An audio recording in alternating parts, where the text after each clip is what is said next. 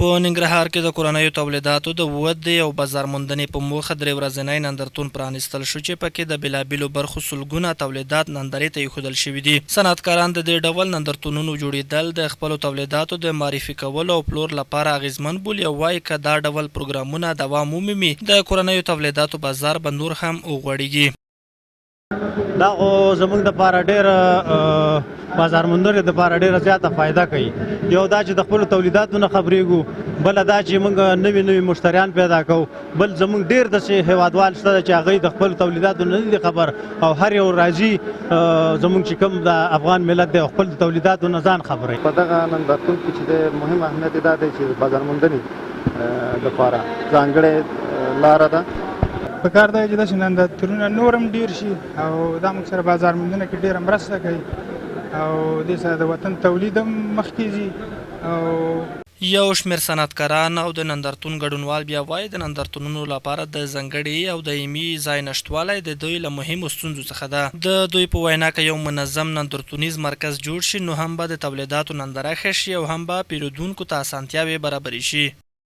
دولت څخه مو غوښتنه دا ده چې تر څو د دغسې نندارتونونو جوړول له خاطر خپل یو مشخص ساحه ولري، تر څو د راتلونکي کلونو یا راتلونکو وختونو دپاره دغسې نمایشګاګانې په خپل هغه معینه ځای کې تر څو د هغه هیوادوال چې دلته راځي او د نږدې څخه لیدنه کوي.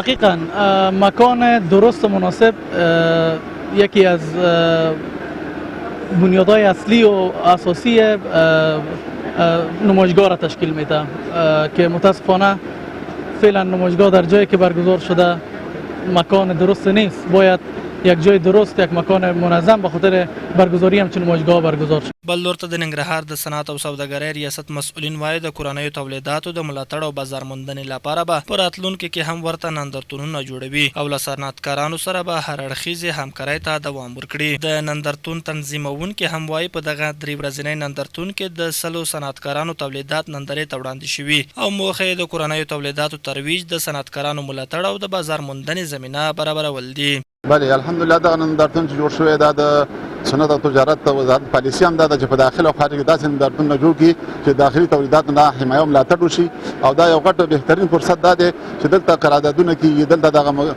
تولیدات چې کېښودل کېږي خلک یې ګوري او دا بازار موندنې لپاره بهترین او ښه فرصت دی. او بلې دغه موضوع موږ د دغې سره هم د صنعت وزارت د تجارت سره شریک کړه. دلته چې کوم مقام دی د ولایت په سطحه دوی سره هم شریک کړه. انشاءالله نږدې وخت کې به د دوی لپاره یو بهترین مناسب ځای پیدا شي تر څو ترې استفاده وشي.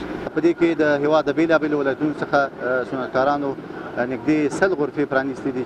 موخه دا ده چې موږ خپلو کورنیو تولیداتو ته وده ورکړو، بهرنیو تولیداتو ته نه ووایو. د یادونې وړ ده چې په وروستیو کلونو کې په ننګرهار کې د کورنیو تولیداتو د ودې او بازار موندنې لپاره ورته نندارتونونه څو ځلې جوړ شوي چې د صنعتکارانو او سوداګرو له هرکلي سره مخ شوي دي.